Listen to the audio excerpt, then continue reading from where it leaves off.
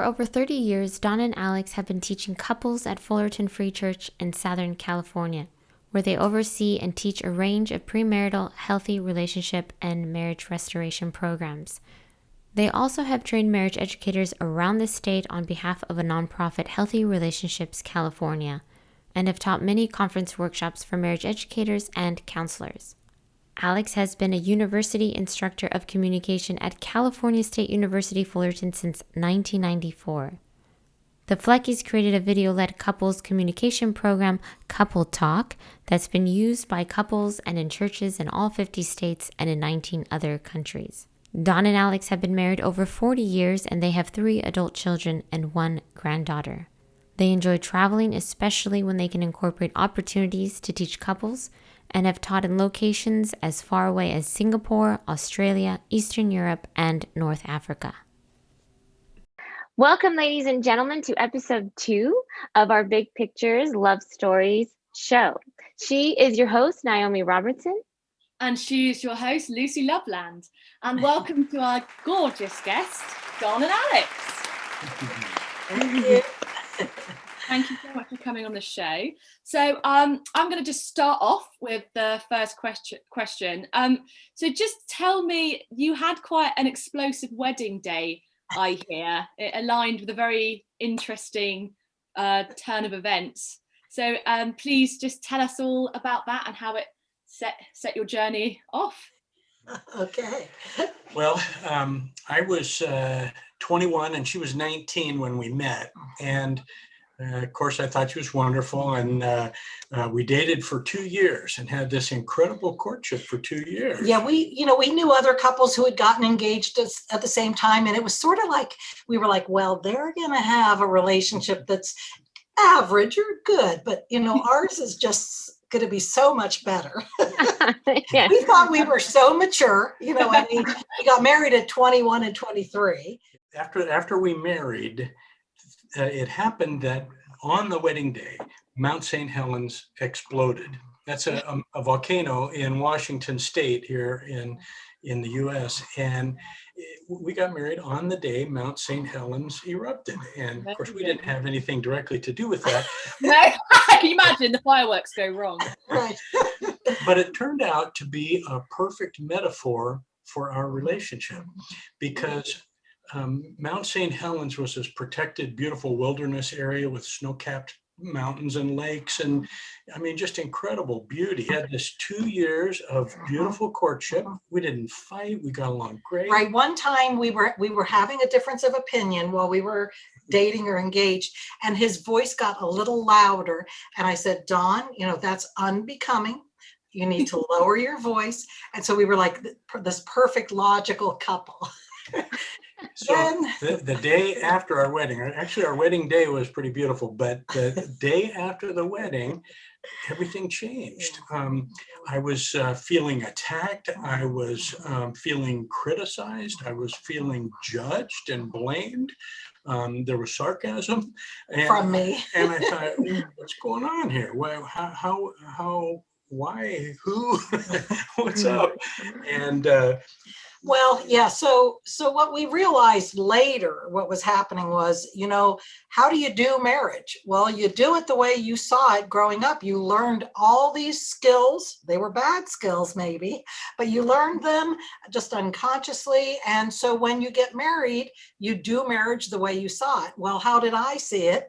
Well, my parents divorced when I was 15, but my early life was just watching toxic fighting, just like Don mentioned, sarcasm and like hitting below the belt, finding the vulnerability, digging that knife in and going for it. And so that's what I saw. And I knew that I when we got counseling before we got married, the pastor who counseled us, did the premarital counseling, would ask us about our families of origin. And we were like, he's clueless. He doesn't know that we are so much more mature than anything, and that we're not going to follow the mistakes our parents made. I knew the mistakes they made, but then I picked up the tools, because when you're hurt, when you're frustrated, you just do and say what you learned growing up. And so I twisted the knife. It was sort of like attack first, because then you could be more protected. So beginning with the day after the wedding,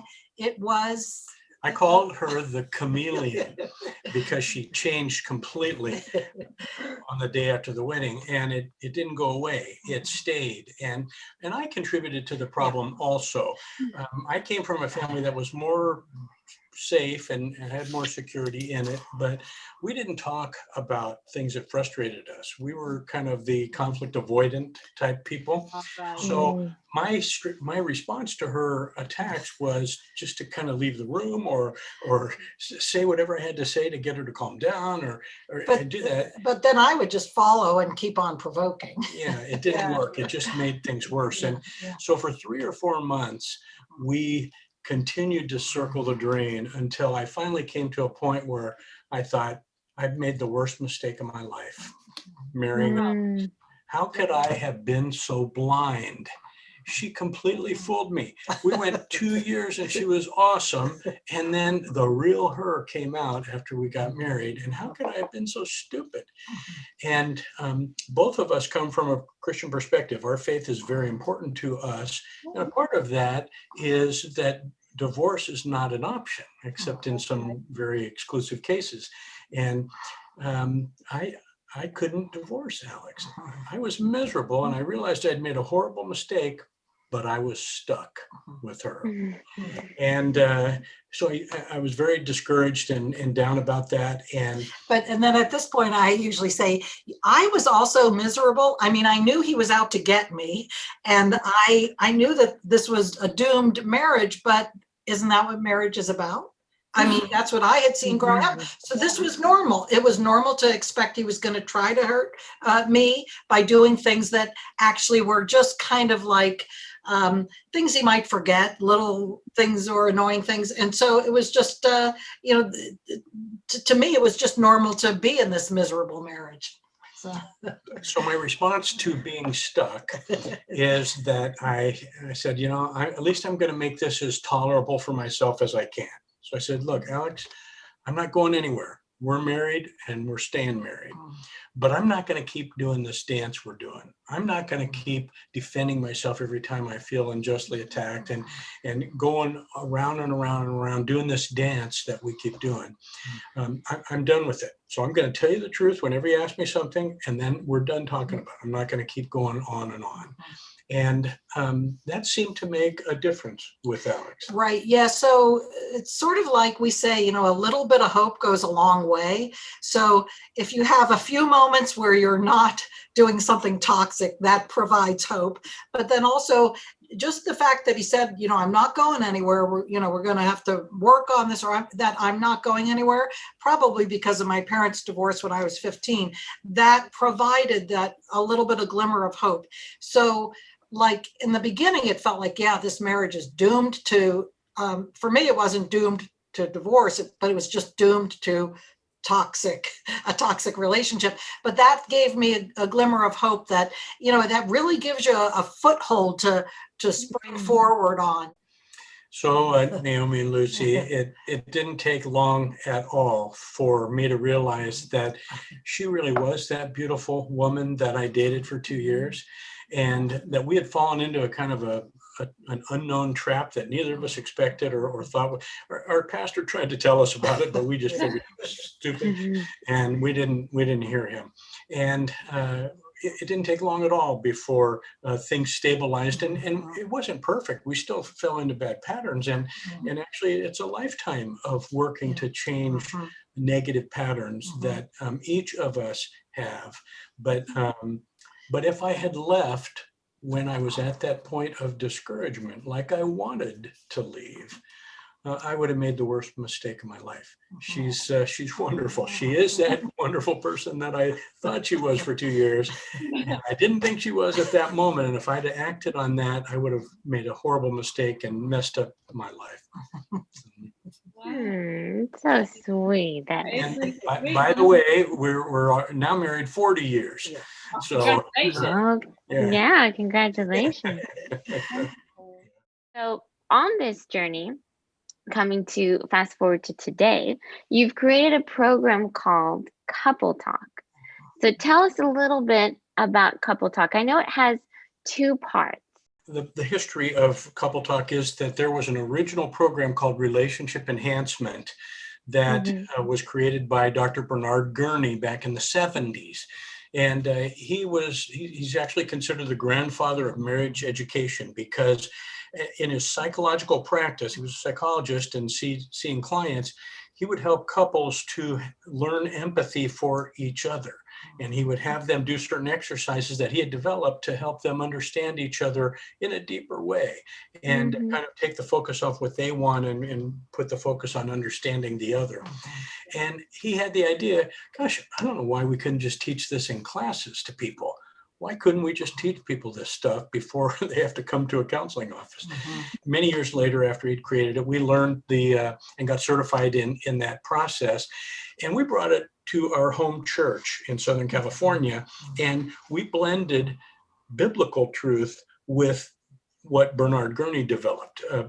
Bernard Guerney was not a Christian and didn't have a faith element in the program, but we added it and used it in our church. And he heard about that and said, would you guys consider creating a Christian version of relationship enhancement?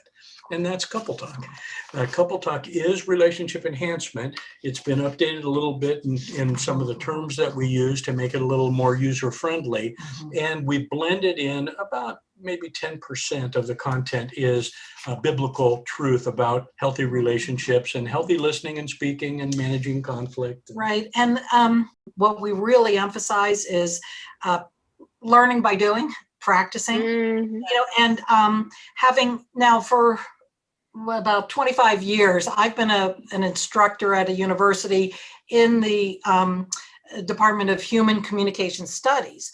So some of the research there in interpersonal communication and communication skills indicates that you have to practice these skills in order to be able to use them. And it's so much easier to passively watch somebody lecture about good communication and say, yeah, we get it. We don't need to practice it. I understand that.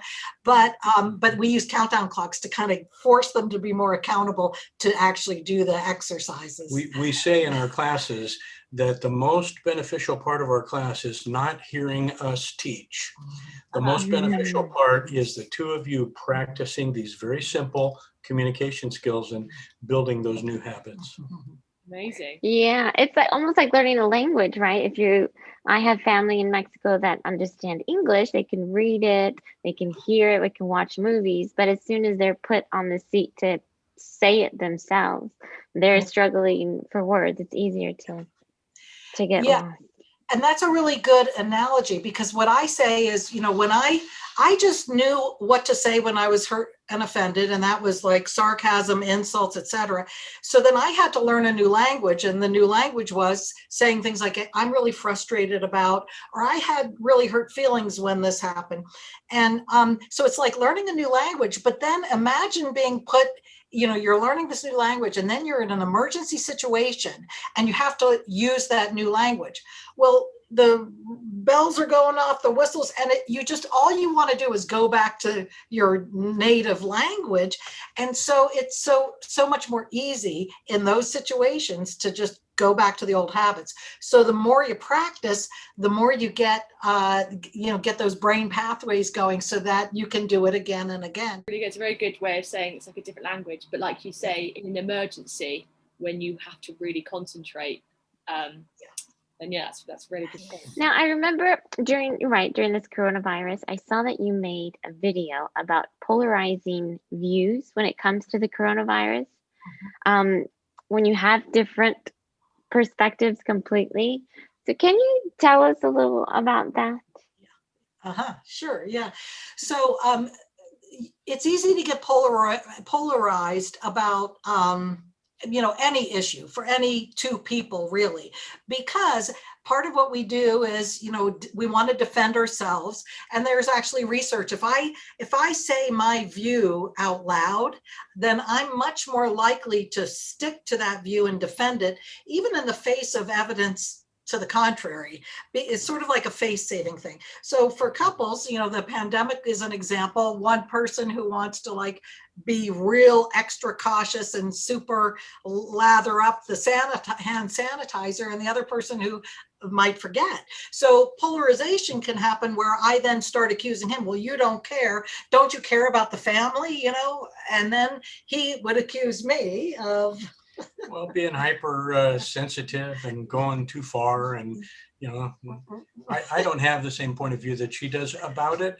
And she didn't feel understood, I think, at first. Yeah. Well, but so then with polarization, you can get more and more polarized by just doing the accusations back and forth. But what we do is we say one of the things you need to do that can bring you together is to identify and name something good about your partner's position. It doesn't mean you're changing your position, but you find something good about it. So what I would say about Don's position is, because he's less like checking out all the latest news and virus reports, Don, you have, more time to do other things. You're not spending so much time in that mode of having to feel like you get every fact, that you have time to spend. You've been making calls to people who are important to you and been able to, catch up on taxes finally and things like that. So that's a good thing. So I still want to do my hand sanitizing, but I'm pointing out something good about his position. And I saw good in hers. Because she was vigilant and watching the news, she would let me know the important things that I needed to know about it, and I appreciated that. Mm-hmm. And plus, she was being extra cautious, so there was less chance that we were going to catch COVID because she was vigilant and doing that. Even though I think she went too far, I do think, your view, in my view, I do think that what she was doing had some good sides to it. So when we name the good in the other person's perspective before we name what we disagree with, it just decreases the tension. It establishes a foundation of understanding and giving and taking, because it's not me against her and we're just having a battle. It's, okay, we're looking at what's good and what's not good and where we differ and where we agree. Mm-hmm. Do you want to take us through an activity to show us? Well, I want to do it. I want to demonstrate then. Part of that naming the good is part of the whole idea of empathy, being able to set your own point of view aside, to look at the point of view through somebody else's eyes. And so what we sometimes do, and this, we want to give credit where credit is due. This little demonstration came from Nancy and Jim Landrum, who were longtime marriage educators, and Jim passed away, but Nancy is a step-family expert here in the United States. And so what we do is sometimes we say, okay, so we're going to sit on the same spot, right? So we're sitting in the same spot, and we're going to talk about what we see. And so, Don, go ahead and name some things you see. We're going to describe the world. I see out the window, I see green grass, I see palm trees, I see a view. Okay, there's a gazebo. Now, wait, I have to say, he must be crazy, because what I'm seeing, there is no window, first of all. I don't see any green. I see bookshelves, and I see some file folders stacked up. I see a door that's closed. So you must be crazy if you're seeing anything green, because green does not exist here. Well, green is everywhere. It's out there. I see blue sky as well. Okay, so now you're completely delusional, because there's no sky whatsoever. If there's a closed door and bookshelves, that's about it. So what you're saying is two people sitting in the same spot, but seeing things very differently. Well, empathy comes into the picture when, and I'll be the one who empathizes, I turn away temporarily from my point of view and look over Don's shoulder. And I say, oh, okay, there are palm trees in the world, and there are blue skies. So there is a window. Gazebo, right. Yeah. So the world, he is not crazy. He has a different point of view. And so it takes me turning away from my point of view, thinking I'm right, and I'm the way I see the world is is exactly that way, and looking at things, and we say even feeling things from his point of view. And then for him to empathize, he has to do the same for me and say, yes, you see the bookcases, and I do, yeah. and there is no window, or I don't see green even over here. Right, right. Yeah. For us, what I'll do is I'll say that this came into play when we had our toughest phase. Well, after the first few months, the other tough phase was when our kids were teenagers, and we had very different ways of thinking we should handle it. So hers was more like Gestapo. Yeah, I admit, if you leave your journal out in the kitchen open, isn't that an invitation to see She'd what's listen in on their calls, and I mean, all the time, checking on them, and my perspective was different. I would expect that, the kids are going to do wrong stuff sometime, and when they do, we need to take action and step in. But I didn't want to be like a spy, and checking on them all the time and like controlling them. And so she and I had a lot of conflict. Right. Over And this. so you could see how so then I could say to him, well, you're not doing anything. You're a bad father. I'm going to have to do even more. And so it gets you farther away. And then she's going even more Gestapo on them. So then I have to back up even more to balance things out. And that's polarization. Right. And that's what we did to each other. Well, so what really helped was that we were able to appreciate, see the good in the other person's position. So one of the things that I knew I could rely on from Don was when he did think through like a decision that we had to make about the kids, when he thought it through, it took a lot more time than I liked, but he never had to backtrack. He never, it was a decision that he didn't ever regret. So they were really well thought out decisions. So I could appreciate that even in the middle of our differences. And obviously that Alex loved our kids so desperately and was so afraid that something bad was going to happen to them. And they were engaging in some high risk behaviors, and she was just afraid that they were going to turn up hurt or dead or seriously damaged, and that's out of her intense love for our kids. Yeah, so there's instead of being debate partners or opponents, there's we did plenty of that. Some of that, yeah. but there is that respect there. Like, yeah, you are so different, and I'm frustrated that you're different because I really wish you were a lot like me. But I respect the fact that you make well thought out decisions. And the thing about perspectives is, and it's important to remember, is you don't give up your point of view. You temporarily set it aside for the purpose of focusing on your partner's perspective and deeply understanding it, and even feeling it, even experiencing the emotions that your partner is feeling. And then after you do that, what often happens is the partner then sets their view aside and listens to you and understands and feels what you're feeling. And then you're at a place where you can make decisions, you can work through tough stuff without the adversarial kind of situation. And it's like you don't have to agree, right? You don't have to. Oh no, definitely not agree. Yeah. I could see Naomi's brain like, wow. Blown my mind when you did the whole back to back, and you could see a tree and you could see a file. That just blew my mind. Yeah. Because of course you say, "Oh, put yourself in that person's shoes." And you're like, "Yeah, okay," but that's such a good visual. Like you say, doing it and visualizing it is incredible.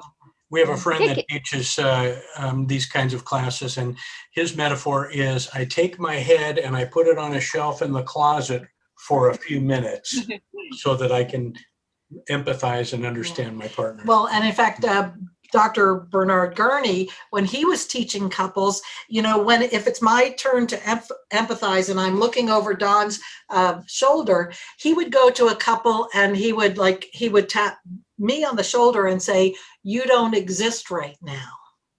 Wow. You don't exist right now. Like you should be so focused on feeling, like identifying with your partner and their feelings and their perspective, knowing their history, that you don't exist right now. Just for the moment. Again, it's important that people don't think they don't have the right to share their perspective or hold their points of view. But for the moment, you temporarily set that aside. So at this point in the show, we like to sort of get to sort of know you personally as well, not just as professionals. So we ask you, I suppose this could be individual for you both or as a couple, but your 3 poignant relationships you've had along your lifetime up to now. Now it could be with a stranger, it doesn't have to be someone you love the most. It could be someone you've learnt from the most. It could be from someone that you have just had, you could never forget, or so yeah, you can either do it individually or as a couple, whatever you think. Well, my parents were impactful to me. I grew up in a home that was very secure. I'm the oldest child, so that birth order gives me an advantage because, the first kid gets all the love and the other kids don't get as much. But I always felt cared for and valuable and important to them. And as an adult, I realized how much that affects even all through the life. That identity, the way we feel about ourselves. And we talk to people all the time that have insecurities that are rooted back with their families. And so I had a lot of love and a lot of security. My dad was kind of the 50s kind of a man, you never talk about feelings and whatever. Yeah. So, but I learned a lot of good things about being a man and being reliable and being a caretaker from him. And he and I were very close. But I was even closer with my mom, who was the one who kind of taught me to communicate and connect with people. And so I don't know if I'm born this way or if I learned it from her, but I'm a people person. And one of my favorite things to do is to sit with another person and go deep and maybe vulnerable and transparent about what I am feeling and thinking, and listen to them and connect on that. The deeper, the better, actually. And so that's been really helpful to us as we talk sometimes with couples who are in crisis and going through some painful stuff. I'm right in my wheelhouse there. And it's because of my mother. It's because of the way she communicated with me and kind of taught me to connect with people in that way. So that's my first one. Yes, thank you. Well, I'll say, my first one is, I think my mother had a very big impact on me. And, like you said, it doesn't have to be like the most, all the best impact. And so there, now that I'm 62, I can look back and see the good impact, the good parts that I was influenced by her. Yes, she was brutally honest, but she was honest, and also, some of the characteristics, like our family was very, very responsible about things. So, she is 90 and has set herself up financially to be taken care of. And also I saw she went from somebody who we would both say was hard and bitter, and because of the divorce that she didn't want, but she didn't even know, she didn't have any tools to try to do any kind of repair. And so Don met her and thought, oh wow, this is a hard, bitter person, and a witch. Yeah. And but she would call him that boy, what's going on with that boy, and because I committed, because of my faith, to treating her in a way where how I would want to be treated, we saw over time, it's funny, she has never taken a class in relationships. And she, bitter and an arguer and all of that. But over time, I think because I maybe modeled healthy things and I committed over time, over the years, in some ways, we've said that she's kind of like a hero. She kind of healed. And I remember the day that she called up and I was going to do work at a new place. And she said, well, how do you feel about that? And I went, well, it's new. There's a lot of new things to learn. And she actually said to me, no, but how do you feel about that? Asking about my actual emotions. And I was like, this is my mother asking me about how I feel and pointing out that I only talked about thoughts. And so it just showed me what an impact you can have around you, even if they're not people who you're formally ever going to teach, that they can, I think she felt safe to where she could kind of grow. And anyway, that's somebody who's been really impactful to me. Absolutely amazing, Alex. Thank you. You want more? Second one, please, Don and Alex. Your second one, Don first. Please. Mrs. Batzel. Oh, And Mrs. Batzel was my childhood friend's mother, and he and I were typical boys, you know. And as we grew into teenagerhood, we were getting into trouble and all. And she had a way of being welcoming and accepting to me, even though I was really kind of wild. And I found out later that she wished I wasn't friends with her son because of my influence on him being kind of bad. But she was a model of a genuine Christian to me because she cared.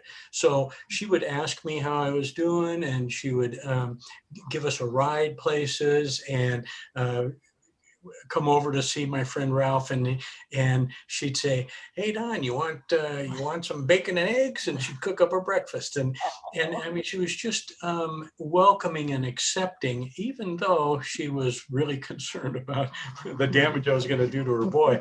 And it ended up being this incredible impact in my life, and I count her as one of the most significant people in my world. You know. Wonderful. She sounds gorgeous. Thank you. She caught me at a vulnerable time, and her influence pushed me toward good and healthy choices because of her acceptance and her kindness. You know. Wow, it shows how sometimes it's lucky the people we're given in life, they help lead. That's wonderful.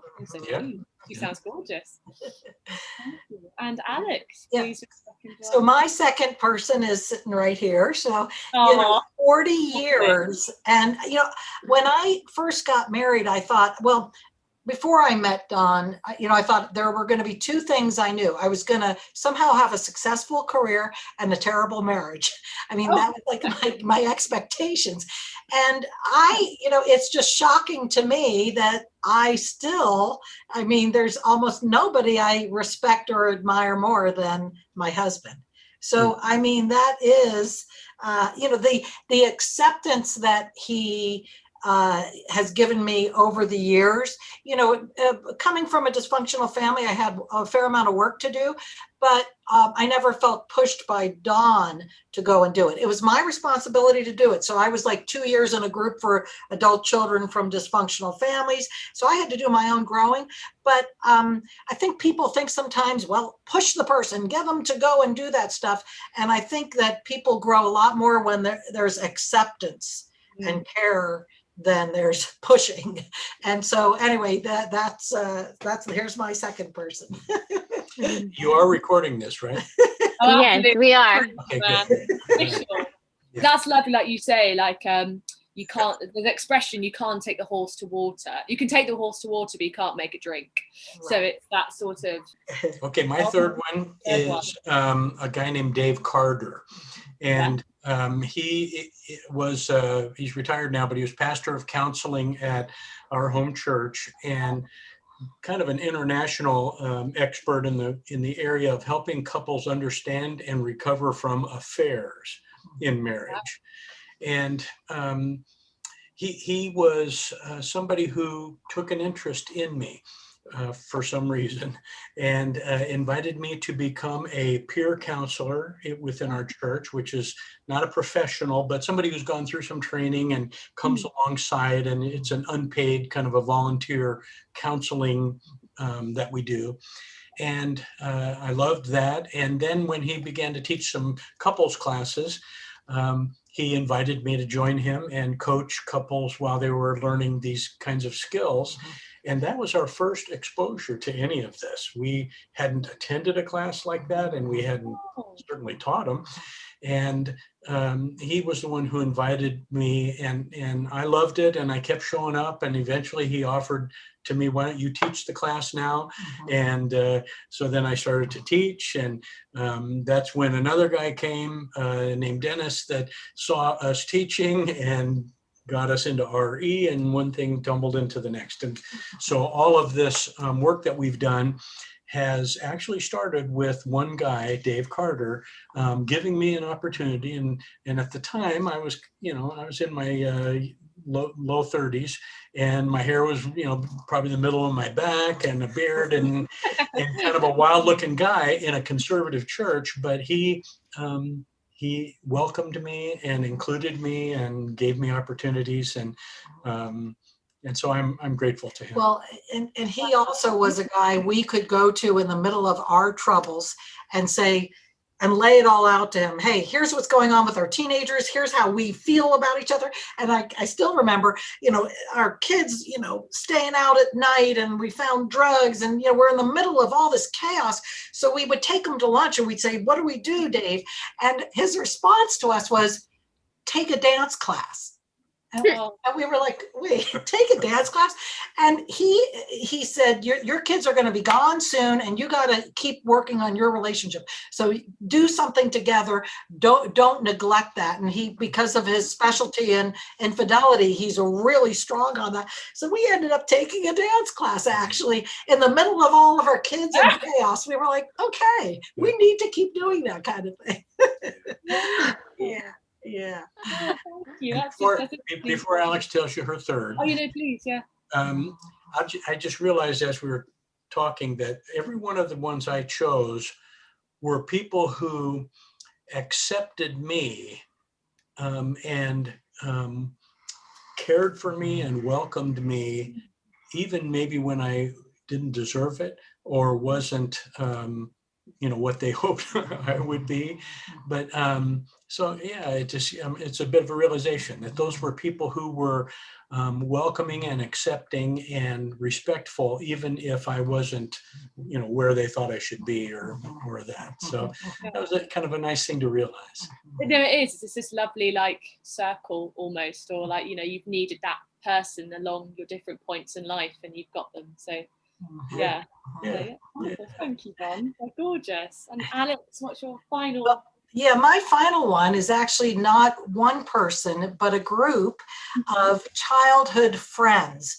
So there are about 11 there were 12 of us, one passed away, who we see each other every year. We live all over the country, but these are people who, there are 12 women, and it's just so valuable to be able to look at somebody who knew me when I was 10 years old.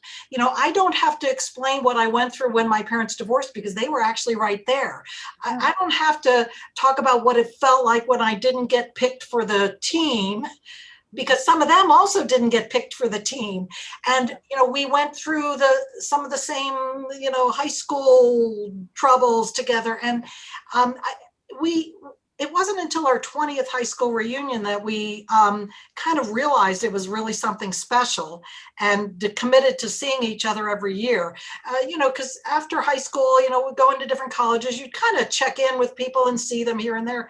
But after that high school 20th reunion, every year we see each other. Pandemic, was a problem last year, but I just the ability to look at somebody, and it's funny, I don't see them as 62-year-old women. To me, I remember one of them showed a picture recently of her holding hands with a boyfriend, and I thought, she's holding hands with this old man. What is going on? Then I realized I still see her as 12. And so just the times we can be together and share what's going on, but they just know all that back history. And so now what I want to do is show you this. So here they are. Here's my coffee cup.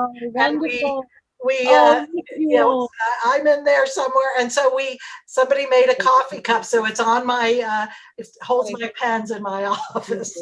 What a picture. That's so nice. Oh, that's cool. Yes, that's lovely. Like you know, these people, they've been through every part of your life.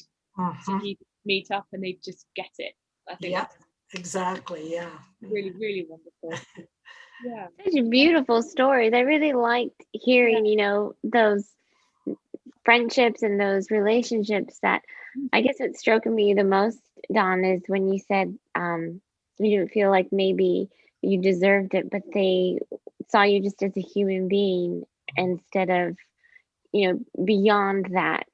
And it's just such a beautiful thing because kind of we all need that, right? We're a work in progress human beings. We all make mistakes, and it's nice not to be kind of overly judged by it and to be accepted. Yeah. It's I was just going to say quickly because you know, the community in Hazelmere where Naomi's from, it's a beautiful community. And being an American in Britain, they were very welcoming. I mean, I guess, you know, it was a very I guess similar experience that I felt really accepted and welcome. And Naomi was Peter Pan and pantomime, and she would wink at me, and go, "Hey, love," and I was like, oh, I'm being talked to by a star. Yeah, we all talk to each other very strangely now. Like, because if you see, like you say, you see what's normal for us, and you see, like you say, the perspectives of somebody else. We are odd. We are very odd. I'm like, you'd be right, sweet cheeks, and you'd be like just calling each other all sort of like babe and honeybee and sugar lips, you know, all these sorts of names to these people who are supposed to just be your platonic friends. You know? So no, it's nice. You know, you were absolute joy to have. Well, now that since you have just mentioned that, Lucy, you know, this thing that you appreciated about Naomi, you know, how you were welcomed. This is a good chance to ask you guys to do an activity. And it has to do with appreciation. So you can explain. So Lucy could flesh that out a little and have Naomi respond. We teach this in the context of couples classes for you know, the two partners, but it doesn't have to be that. It can be with anyone, with a brother and sister or friends or anybody, coworkers even. And the concept is very simple. Often we notice the things we don't like about another person. That's kind of natural in us. You know, it irritates us, it gets under our skin, you know, we notice that stuff. But we don't often notice the things we appreciate about another person. So it ends up being that we're saying, especially to people we're close with, we're saying the negative things all the time. We're not saying the positive. So one of the things we end every one of our classes with is called a partner appreciation. And it's very simple. You think of something that you enjoy or like or respect or appreciate about the other person, and you tell them. And that's the simple part.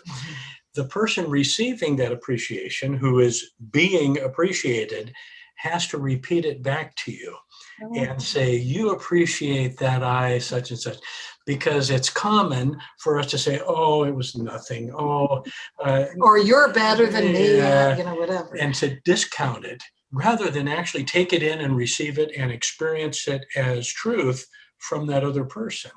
So Alex is going to do a demonstration here, and she'll show you how that works by giving me an appreciation, because I know she's got thousands of them at the tip of her tongue that you can do. You're fishing for an appreciation. Okay, wait. He put me on the spot because I already have appreciated you. You did. Okay, so this is just a kind of a simple thing, but I really appreciate how we mentioned taxes, how you were under pressure to get, you know, a lot of taxes figured out, but you kind of handle it in a real organized way. And it doesn't feel like it spills out into our relationship. You still have time. It's not like you're so overwhelmed that you can't do anything. It's like you somehow are able to handle those big pressure assignments in a way that doesn't, I don't have to pay a price for it. I still have you as a partner, even though you're under pressure, and doing a job. But when you finish or you're done for the day, I have you back. Yeah. So you appreciate that I handle all the taxes, and we have a complicated tax situation, and so that I handle all of that, and you see that it's a burden on me, but you appreciate that I don't let that burden overflow into our relationship, and that it doesn't affect us, or it doesn't affect you because I'm feeling pressure, or I have a big job that I have to face. And so you appreciate that I handle the taxes, and also that I do it in a way that doesn't impact you with the stress or pressure that I'm feeling. Yeah, not just that it doesn't impact me, but you actually have capacity to still pay attention to me and our marriage. So you still somehow are able to retain energy for that. And so you appreciate that it doesn't suck all my life to where I'm just no good to anybody, but that I even in the middle of taxes, I still have an interest in with you and being together, and that I carry on. Yeah. Good. Thank you. Good. Yeah. Oh. So you notice he didn't say, "Oh, it was nothing. Oh, taxes are easy for me," or anything like that. He had to say back in his own words what I had said that I appreciated. So now who is giving the Well, I think Lucy had started. So so go ahead. Okay, so Lucy, now you're giving the appreciation. We want Naomi to see what it's like to have to repeat it back. So I can't watch myself do a show. Lucy will tell you this, but I've been in loads of shows. Cannot watch a single one because I'm no. This is going to be. We got this. Come on, I'm an adult. Okay. All right, Naomi. I want to appreciate, in general, your loving, warm, fun, happy personality, and you've been such a warm friend with me. And I'm going to mention a specific moment. A friend of mine had passed away who was like a brother, and we had to rehearse, and I was directing, so I had to get to work. And I know you said you couldn't come that day. And you showed up. Everybody had to sing Seasons of Love, and everybody came on stage, and you showed up there, and you brought flowers for me. And it came and spent 5 minutes and stopped by to give me flowers and made me feel so special. And that's just an example of a lot of things that you do. Getting so emotional, like. Yeah. You need to summarize back, Naomi. Okay. So, I love you. I love you. You appreciate that my personality was quite bubbly and fun, and you liked that I was, you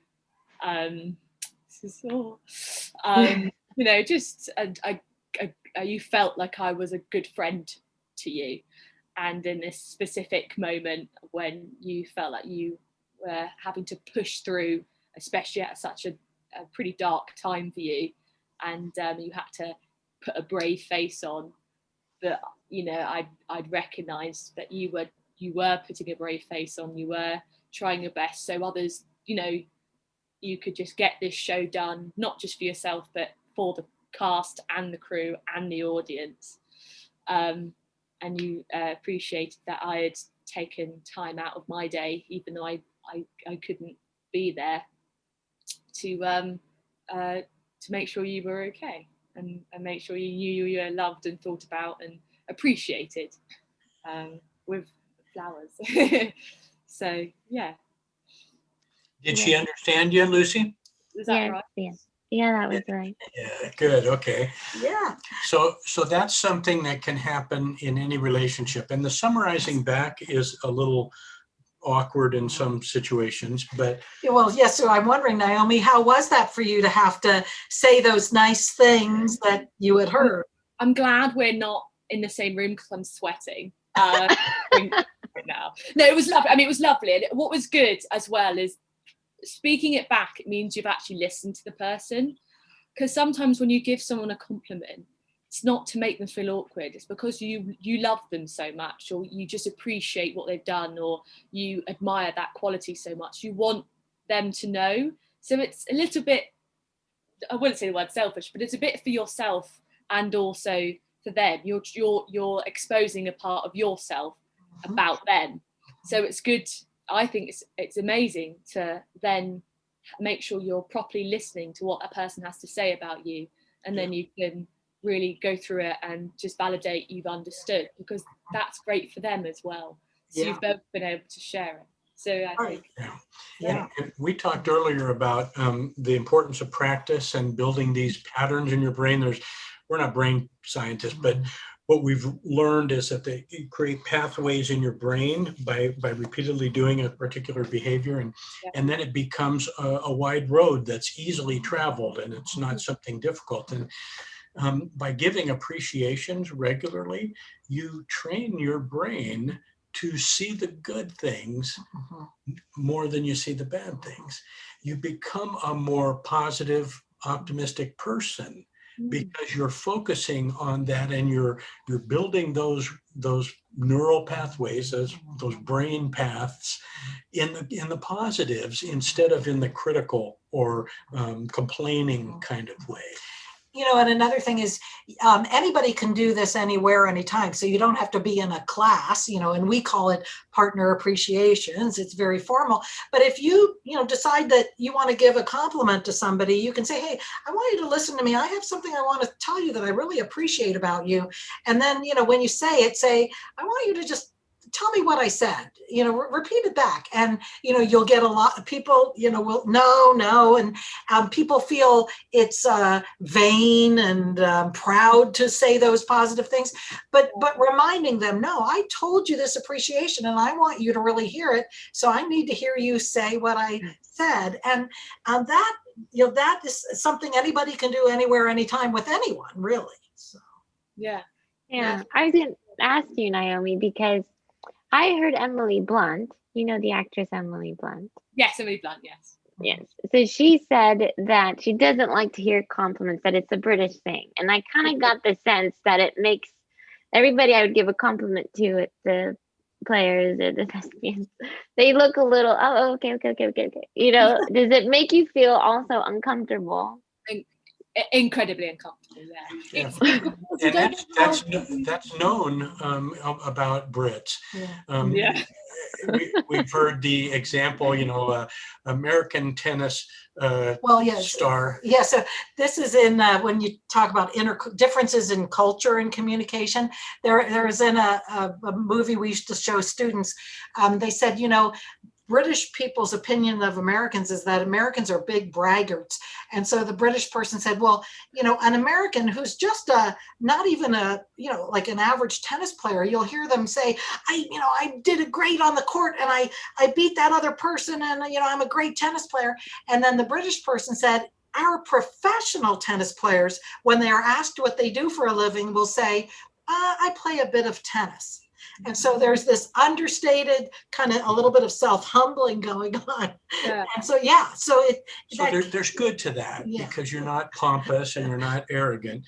And so that's positive. But the negative could be that you don't receive a compliment the way it's given, and you don't experience the benefit and the connection that comes from hearing something like you heard from Lucy. Yeah. And it at the same time, like you say, it's a good and a bad thing. I personally think it's, if you're looking at it from the point of view, of course, of Lucy, who they can, if you pay her a compliment, she'll be like, oh, she's beautifully humble, Lucy, but sometimes when you say, like when Lucy will say, oh, that was amazing, we were like, nah, it was good, yeah. You just can't. We do this. We go up like this, sort of like have an electric shock. We just can't cope with it. But it's a bad thing as well, because then it's because accepting a compliment should be acceptable. It should be great. It should be something that we're taught. We're not really taught that. It's like when you were saying, it was funny when you were saying, I was throwing Don all this sarcasm, and if there were any other Brits with me here, we'd be like, that's okay. Are we okay? That's okay. sarcasm's fine because we literally live on it. It's funny, isn't it, how such different cultures will take different things. You can be, I think there's being humble, then there's just accept it. Just accept it. It's good. It's okay. You shouldn't be ashamed of having confidence in yourself and appreciating and agreeing with somebody if it's about you. So, yeah. And also putting it in your own words. You know, we were teaching in Australia years ago and teaching these communication skills. And they said, well, you know, we're not so formal. We don't talk like that. And so the idea is take the concept, put it in your own words. So the way you might naturally say a compliment, say it, and then just ask the other person, hey, what did I say? I wanted to hear you out loud. Tell me what you just heard, and just do it in a natural way. That really is the best way. If I'm like a really good mate of mine, if I want to display how much I love them, or like really like them, I'm like, I don't hate you half as much as I thought I did. You'll say something like that. They'll be like, I don't hate you as much either. And it's like, that's like saying I love you. So it's quite funny, isn't it? Yeah. But you both know what you're saying, Exactly. so then that communication is fine. Yeah. Right. Yeah. Right. What is the big picture of this call that we've had today? I'll start. And you heard in our story kind of how our family of origin impacted us. And we both brought some positives and some negatives into our marriage and into our adult lives. And that's true for everybody. And there's probably not very many times when a family is all really great or all really horrible. So we're probably getting a mix of good and not good that we take into adulthood. And I guess the message I'd want to leave folks with is you're not stuck with what you got given when you were growing up. You're not stuck with that family of origin stuff. You should take the good that you see there and acknowledge it and appreciate it, maybe even give an appreciation to family members, and build on that and accept that as a good gift from your family. And then whatever's not good, you're not stuck with that. You can change, you can build new patterns, and it takes work and it's unnatural sometimes, but it can be done. And so I guess if there was a theme to what we're saying, it's that we can grow, we can change, we're not condemned to repeat the problems of our past.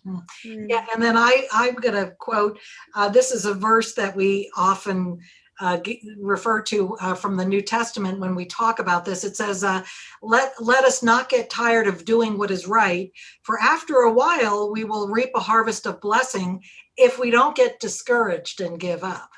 That's in the book of Galatians. And so, yeah, that's the idea. If we don't get discouraged and give up and think nothing can change, and you know, some of it, I guess I would add in, is the self-acceptance, accepting, you know, where you came from, and that, yeah, you're not going to be perfect. You're not going to be perfect as you try to make your changes, but if you don't give up, there's going to be a harvest of blessing. Wonderful, like way of putting it. Yeah. Yes, beautiful. So I'm just going to remind everyone where to go visit you, and that's coupletalk.com. Thanks for joining us, Don and Alex. Yeah, You're welcome. This was fun. Nice. Yeah, I enjoyed it. Yeah. Oh, hi, I didn't see you there. Thanks for tuning in to our episode. Thank you for watching, and don't forget to subscribe to our channel and give us a big thumbs up, and we'll keep making that juicy content for you. Go on, subscribe. Go on, do it. Like too. Go on, subscribe. Go on. I'll turn away. Have you done it? Go on then.